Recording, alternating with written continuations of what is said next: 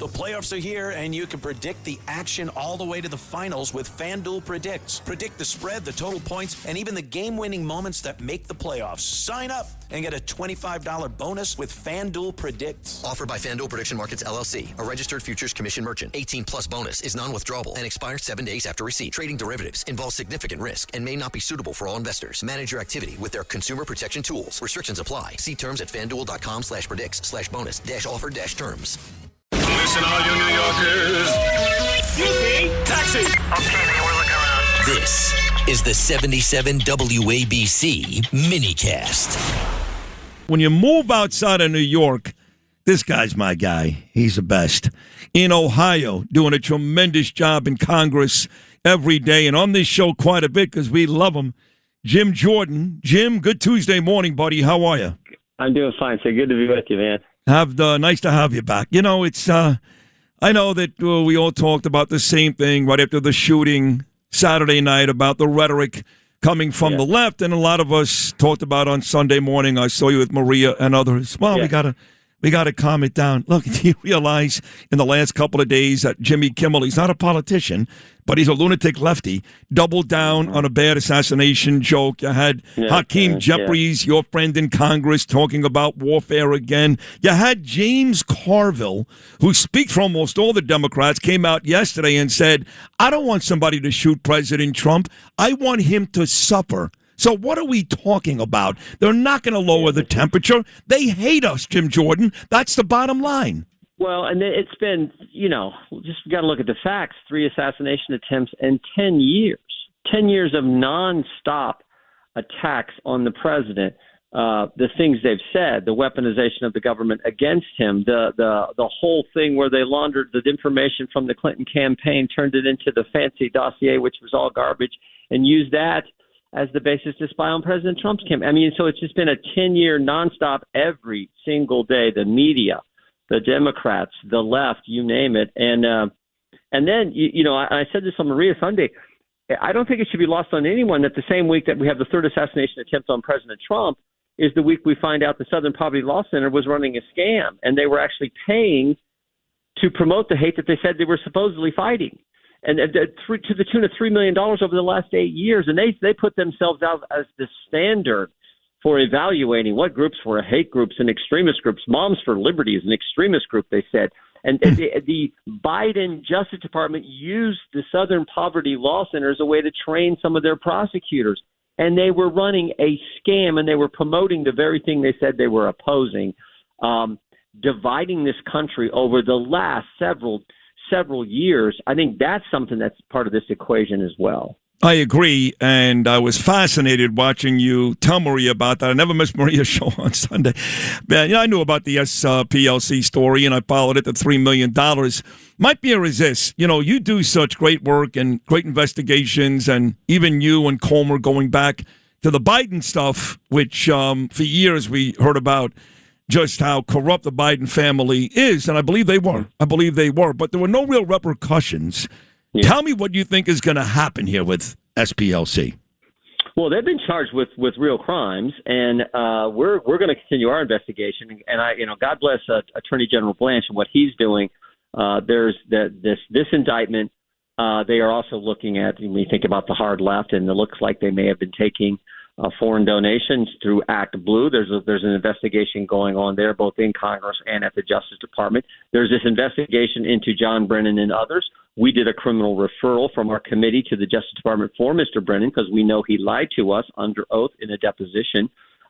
They're looking at this broader conspiracy over the last decade of folks in the Obama White House and people on the left who were conspiring to undermine President Trump. So all those things are happening. But I do get the frustration because I hear it all the time as I travel around the country helping our candidates and colleagues.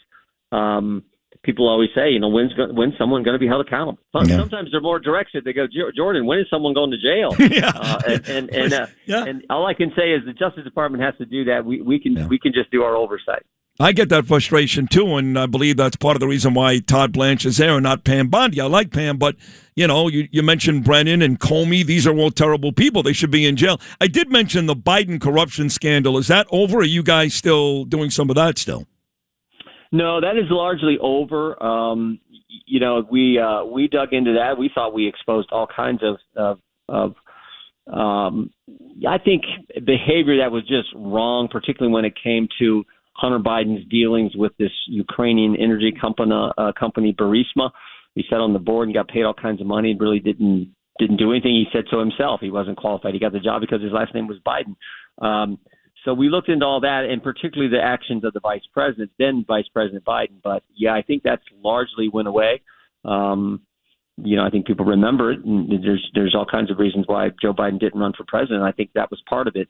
But, we're focused on Act Blue. We're focused on the Southern Poverty Law Center as our two key investigations right now. And those are two really important major investigations. So kudos to you. This is the amazing Congressman Jim Jordan joining me live on this Tuesday morning. Jim, what are we going to do with Hakeem? I know that, the Democrats, for some reason, they're very confident they're going to take back the House come November. And if, God forbid, that happens, all of a sudden, this lunatic becomes the majority speaker. This guy doubled down on warfare yesterday. What are we going to do with this guy? Well, we got to just win this election, and it's not going to be easy. But there in your area, you rattled off all the good members of Congress from up there with Garbarino, Lalota, Lawler, Nicole Maliotakis, all those good folks who are got to make sure they come back. We got other races around the country that are in marginal tight seats, and we got to help them. And then we got to make sure we've had a significant number of retirements and members running for higher office. We got to make sure we win those. So the key is this midterm election. And I think I said this the other day. I think this midterm election comes down to two sentences. They're crazy, we're not, and point out all the positions that the left, not all Democrats are crazy, but the left that controls their party is. And you can run down through the positions on it's crazy to defund police, crazy to defund ICE, crazy to have an open border for 4 years, which is what we had under Biden, crazy to say men should compete against women in sports, crazy to shut down the government for 42 days in the fall, 70-some days and counting in the spring. Crazy to say you shouldn't have an ID to vote. I mean, just all their positions. And I think we have to just let the voters know if you put Democrats in charge, the left, which controls their party, is going to want to go back to all those positions and not cut taxes and secure the border like we've done this Congress. Well, you just ran it down. And any sane person listening to you literally in that 15 seconds, Jim, would say, I have to vote Republican. You mentioned shutting down the government twice. Like you said, 40-plus days in the fall, 70-plus days now. I mean, all these people that are so critical of Secret Service for Saturday night, and they made some mistakes, there's no question. But to me, the bigger issue was the venue, not our men and women. And the truth is, these poor folks, they haven't been paid in 70-plus days. So instead of kicking them in the teeth this morning, how about solving this DHS issue and paying these brave folks? Great point. Why not?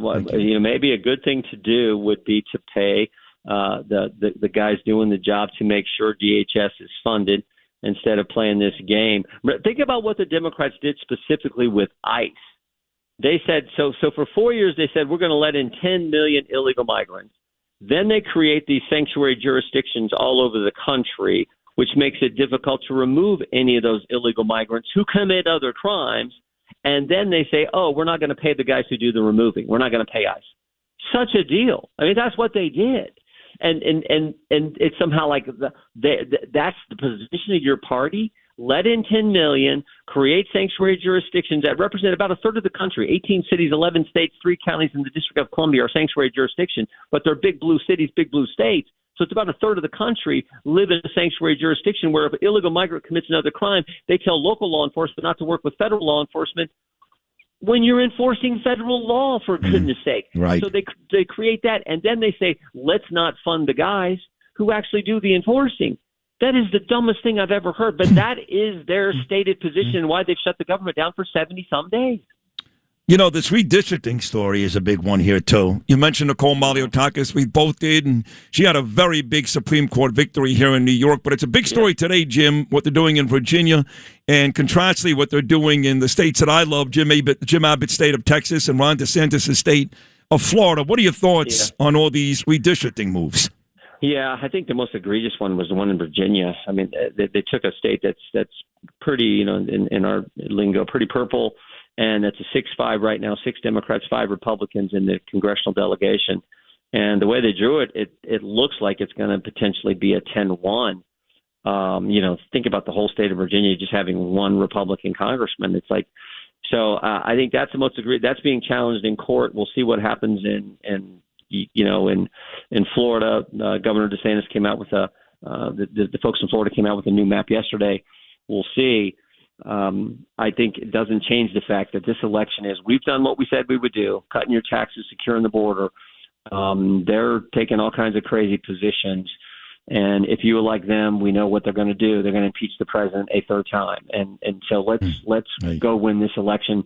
However these districts get drawn, we can still win if we go out and, I think, tell the American people what we just described.